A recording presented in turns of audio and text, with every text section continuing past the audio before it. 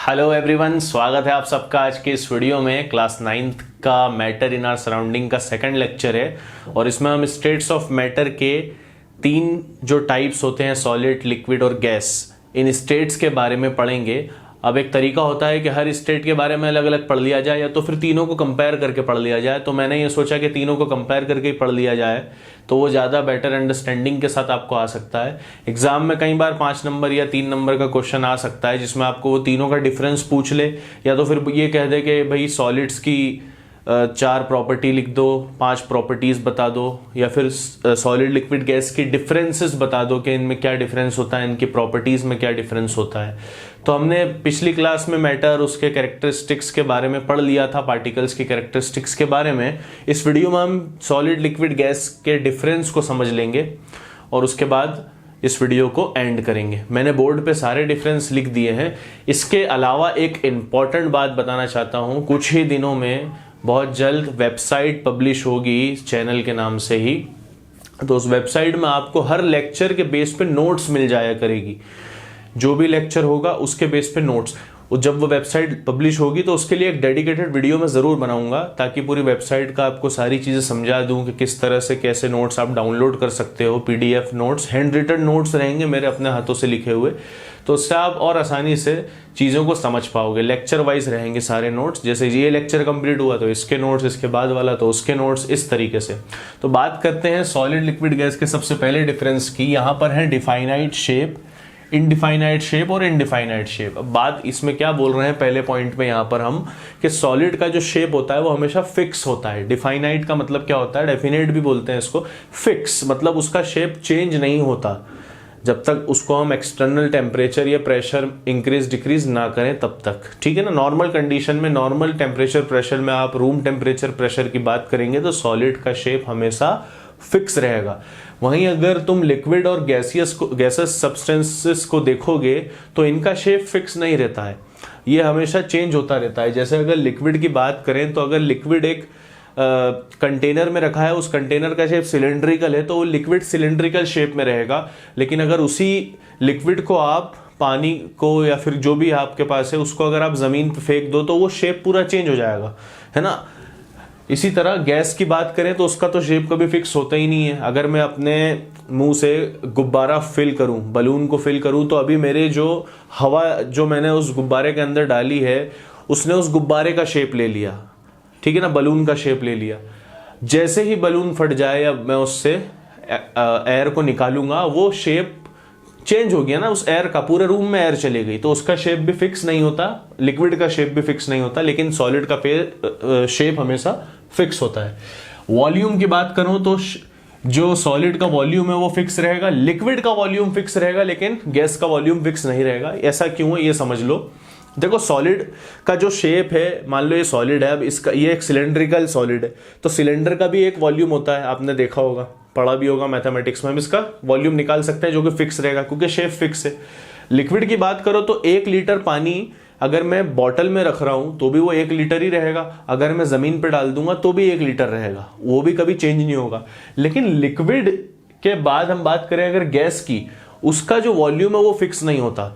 आप देखो, मैं सबसे अच्छा एग्जांपल इसमें समझाता हूं कि जो गैस की टंकी होती है, एलपीजी जो हम घर में यूज करते हैं, उसमें एक fix volume of gas fill करके वो हमें देते हैं एलपीजी वाले। अगर गैस लीक हो जाती है तो वो गैस पूरे रूम में फैल जाती है, वो पूरे रूम का वॉल्यूम अक्वायर कर लेती है, तभी तो फैलती है।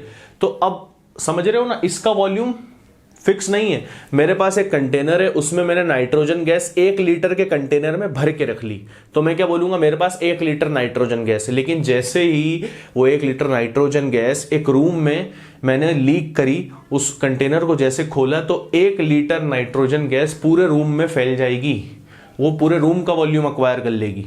तो इसका जो वॉल्यूम होता है वो फिक्स नहीं होता, इनडिफाइनाइट होता है।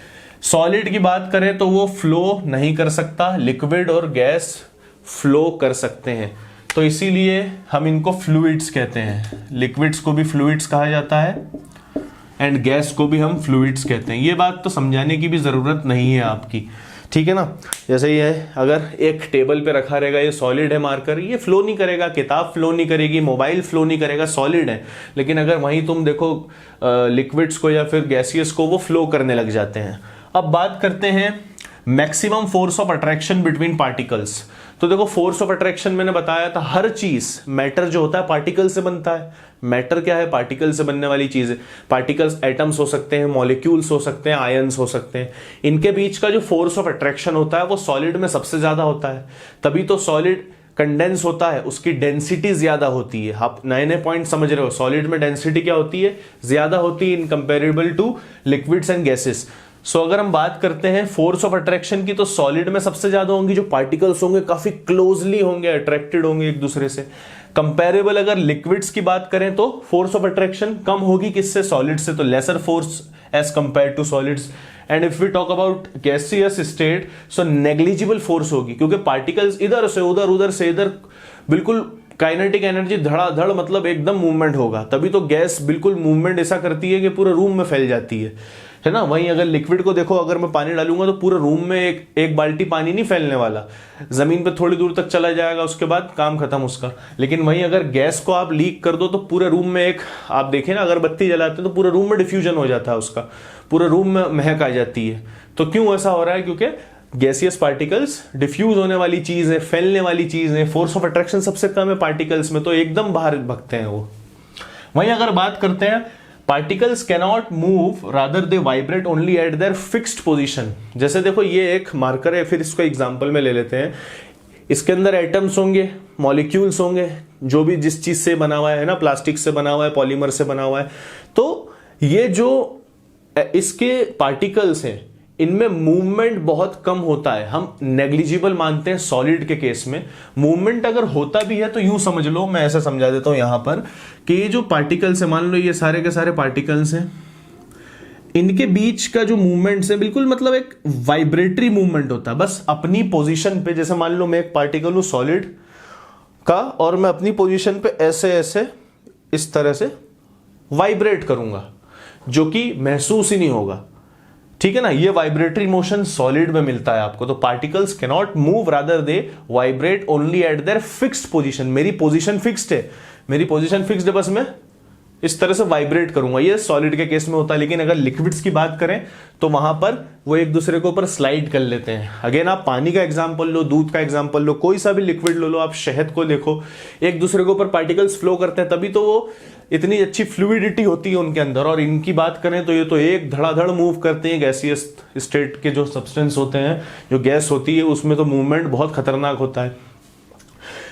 क्यों ऐसा होता है? क्योंकि काइनेटिक एनर्जी इसमें मिनिमम होती है। यहां पर काइनेटिक एनर्जी सॉलिड के केस में, यहां लिखा है मैंने, kinetic energy is minimum, kinetic energy is more than solids. किसके अंदर? लिक्विड के अंदर। सबसे ज्यादा मैक्सिमम काइनेटिक एनर्जी किसमें होती है?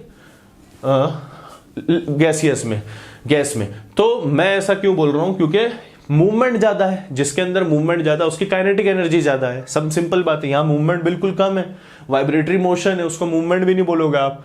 तो यहां पर काइनेटिक एनर्जी मिनिमम है। यहां थोड़ा बहुत मूवमेंट होता है लिक्विड्स के अंदर, सॉलिड से तो बहुत ज्यादा कंपेरेबल देखें तो इसलिए इसकी काइनेटिक एनर्जी थोड़ी ज्यादा होगी और इसकी सबसे ज्यादा।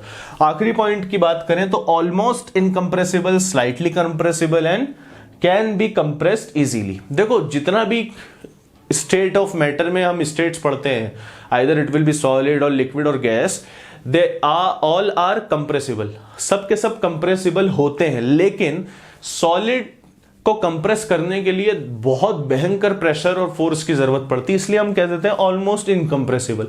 अब जैसे मैं अपने हाथ से इसको बिल्कुल प्रेस करूंगा, कंप्रेस नहीं होने वाला, स्लाइटली बहुत ही स्मॉल एक्सटेंट से कंप्रेस हो जाता है, लेकिन इसको हम लिख देंगे ऑलमोस्ट इनकंप्रेसिबल, है ना। इतना फोर्स हम लगाने वाले हैं नहीं एक्चुअल में। वहीं अगर लिक्विड की बात करें तो फिर बनी बात है, जब ये ऑलमोस्ट इनकंप्रेसिबल है तो इसके कंपैरिजन में थोड़ा सा ही कंप्रेसिबल होगा, और सबसे ज्यादा तो ये कंप्रेसिबल होता है। आप देखो ना, हम जो वो 14 kg की गैस आती है, 5 किलो हम गैस लाते हैं, 5 लीटर लाते हैं, जो भी हमारा अमाउंट होता है एलपीजी की गैस का, वो कंप्रेस करके तो आती है। और एक हम रिक्शा में देखते हैं सीएनजी करके, कंप्रेस्ड नेचुरल गैस, तो ये जो कंप्रेस नेचुरल गैस होती है, एक्चुअल में इसको कंप्रेस क्यों बोला गया, कंप्रेस करके तो उसके अंदर आपको लिक्विड बना के उन्होंने दिया हुआ है। वो गैस को जैसे ही एटमॉस्फेयर में जाएगी वो लिक्विड गैस में कन्वर्ट हो जाएगा। गैस को जब कंप्रेस करा जाता है लिक्विड में कन्वर्ट हो जाता है, वो समझ रहे हो ना आप। तो ये बहुत ज्यादा इजीली कंप्रेस हो जाती है। ठीक है, अब अगला लेक्चर बहुत जल्दी आ जाएगा। ये मैं छोटा सा तुम्हें चीज समझाना चाह रहा था। अभी आप स्क्रीनशॉट ले लो, इसकी नोट्स बनाओ। देखो नोट्स की बात मैं अगर करूं आपसे, तो आप अपनी नोट्स खुद बनाया करो, वो ज्यादा फ्रूटफुल रहेगा आपके लिए, आपकी पढ़ाई के लिए भी, आपके कॉन्सेप्चुअल क्लैरिटी के लिए बहुत अच्छी चीज रहेगी। ये तो मेरा एक थोड़ा सा एक्स्ट्रा एफर्ट्स है आपके लिए कि ठीक है आपको एक पीडीएफ फॉर्म में नोट्स, हैंड रिटन नोट्स मिल जाया करेगी, आपके लिए इजी होगा, है ना। आप चाहे तो नोट्स को डाउनलोड करके उसका प्रिंट भी निकाल लीजिएगा और फिर उसके बाद उसमें एडिट कर लेना जो जो आपको एक्स्ट्रा पॉइंट लिखना, और अपनी नोट्स आप बना रहे हो, that will be very beneficial for you. और जो भी रहेगा ये सब फ्री ऑफ कॉस्ट रहेगा, तो इसकी चिंता मत करो कि नोट्स के मैं तुमसे कुछ अलग से पैसे पाई मांगूंगा। नो, मेरा पर्पस तो अभी फ्री है और आगे भी फ्री ही रहना है, so don't worry about it. Okay, तो आज के लिए बस करते हैं, छोटी सी वीडियो है। Thank you, thanks a lot, बाकी कल देखेंगे।